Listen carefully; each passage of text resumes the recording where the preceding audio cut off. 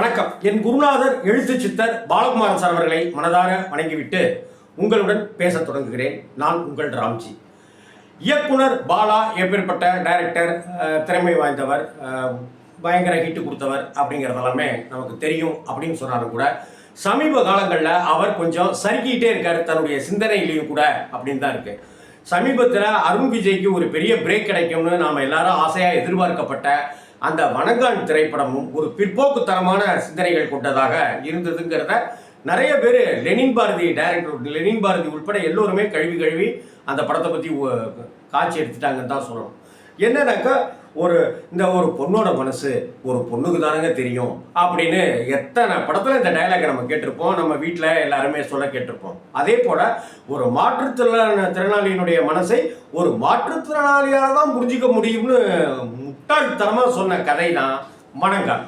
அதே போல் அங்கே நடக்கிற ஒரு பாலியல் குற்றங்களை அந்த பொண்ணுங்க சொல்லிடுச்சிங்கனாக்க அந்த பொண்ணுங்களுக்கு அது அசிங்கமாகவும் அவமானமும் ஆகிடும் அப்படின்னு இருந்துக்கிட்டு அதை பற்றி மறைச்சிக்கிட்டே இருக்கிற கதாநாயகனாக காட்டுறது இது ஒரு கதாநாயகத்தனமே இல்லாத ஒரு விஷயம்ன்றது பாவம் பாலா சாருக்கு அது இன்னும் புரியலை.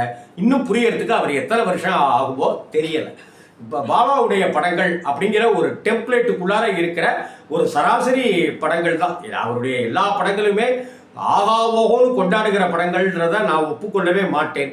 ஏன்னா அவர் ஒரு சராசரிக்கு அப்பாற்பட்ட மனிதர்களை வைத்துக்கொண்டு அவர் ஒரு வினோதமான உலகத்தில் அவர் சஞ்சரிக்கிறவர். சமீபத்தில் பக்ஷக் அப்படின்னு ஒரு படத்தை வேற்றுமொழி படத்தை நான் பார்த்தேன். அந்த படத்தையே அவர் ஏன் திருடி எடுத்துருக்க கூடாது அப்படின்னு எனக்கு தோணுச்சு. ஏன்னா அந்த படம் 2.5 மணி நேரமும் நம்ம அப்படியே கட்டி போடுகிறது. ஓடிடி தளத்தில் அந்த படம் வந்திருக்கு. நெட்ஃப்ளிக்ஸ் ஓடிடி தளத்தில் வந்திருக்கிற அந்த பக்ஷக் அந்த படத்தை தயவு செய்து பாருங்க, மிரண்டு போயிடுவீங்க. ஒரு அனாதை இல்லத்தில் நடக்கிற கொடுமைகள், அங்கிருந்து காணாமல் போகிற விஷயங்கள், இதை ரூட்டு பிடிச்சி தேடிட்டே இருக்கிற ஒரு விஷயத்தில் அந்த மாநிலத்தில் இருக்கிற அனாதை இல்லங்கள் மொத்த ரிப்போர்ட்டுமே கைக்கு கிடைக்குது. அதை வச்சுக்கிட்டு அலசி பார்க்கும் பொழுது இங்கே இருக்கிறவங்க மட்டும் எப்படி மிஸ் ஆனாங்க, எப்படி இறந்து போனாங்க, ஏன் காணாமல் போனாங்க அப்படிங்கிற ஒரு விஷயமே தெரியாமல் இருக்குது.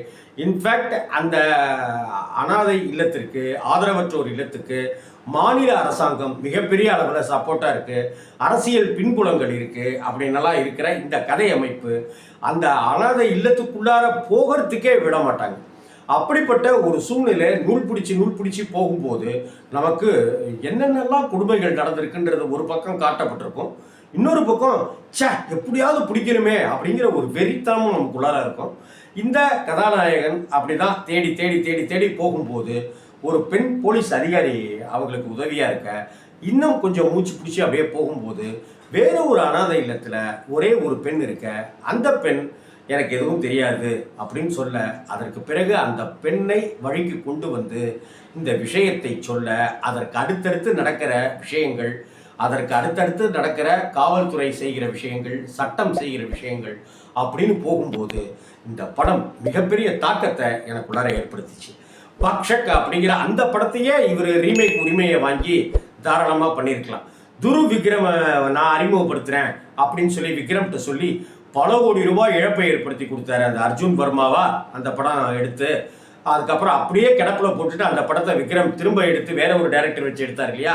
அது மாதிரிலாம் இல்லாமல் இந்த படத்தை அவர் ரீமேக் பண்ணி உரிமையை வாங்கி கூட அந்த படத்தை தாராளமாக அவர் எடுத்திருக்கலாம்.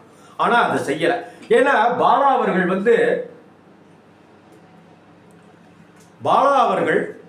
சமீபத்தில் எப்போதுமே பேட்டியே கொடுக்காத பாலா அவர்கள் இந்த வணங்கான் திரைப்படத்தினுடைய ப்ரமோஷனுக்கு எல்லா சேனல்கள்லையும் பேட்டி கொடுத்தாரு. அப்படி பேட்டி கொடுக்கும்போது அவர் ஒரு ஹிந்தி படத்தை பார்த்ததாகவும், அந்த ஹிந்தி படத்தில் கதாநாயகனும் பேச மாட்டான், கதாநாயகியும் பேச மாட்டாள், 2 பேருக்குமே காதும் கேட்காது, வாயும் பேச முடியாது, அந்த படம் என்னை ரொம்பவே பாதிச்சுது அப்படின்னு பாலா சொன்னதை நான் அந்த டிவியில் பார்த்தேன், அந்த இன்டர்வியூவை பார்த்தேன். எனக்கு சிரிப்பு தாங்க முடியல. ஏன் சிரிப்பு தாங்க முடியல அப்படின்னு சொன்னாக்க, அந்த படத்தை தமிழில் ரீமேக் பண்ணியிருக்காங்க. 70களுடைய இறுதியில் அந்த படம் ஹிந்தியிலிருந்து தமிழுக்கு ரீமேக் செய்யப்பட்டது. அந்த ரீமேக் செய்யப்பட்ட படம் கமல் நடித்து சுஜாதா நடிப்பில் வெளிவந்தது. டிஎன் பாலு அவர்கள் தான் டைரக்டர்னு நினைக்கிறேன்.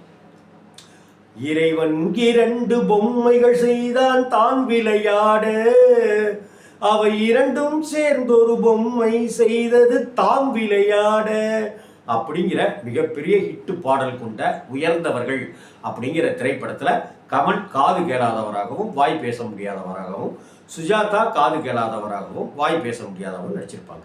ஸோ ஹிந்திக்கு போய் தெரிஞ்சிருக்கிற அளவுக்கு ஹிந்தியிலேருந்து ஒரு தமிழ் படம் ரீமேக் ஆகியிருக்குங்கிற விஷயம், அதுவும் கமல் நடித்த ஒரு படம் அப்படிங்கிறது கூட இயக்குனர் பாலாவுக்கு தெரியவில்லை. வணங்கான் திரைப்படத்தில் மட்டும் இன்னும் கொஞ்சம் அழுத்தம் கொடுத்து அந்த படம் பண்ணியிருந்தாக்க அது அருண் விஜய்க்கு கிட்டத்தட்ட அட்டகாசமான ஒரு என்ட்ரி படமாக, ஒரு ரீஎன்ட்ரி படமாக, ஒரு அட்டகாசமான ஒரு வெற்றி படமாக அமைஞ்சிருக்கும். நீங்கள் அந்த நெட்ஃப்ளிக்ஸில் வந்திருக்கிற பக்ஷிக் அப்படிங்கிற அந்த படத்தை பாருங்கள், மிரண்டு போயிடுவீங்க. ஒரு தாக்கத்தை ஏற்படுத்தும். அன்றைய இரவு உங்களை ஏதோ பண்ணும் அப்படிங்கிறது மட்டும் உறுதி. வணக்கம்.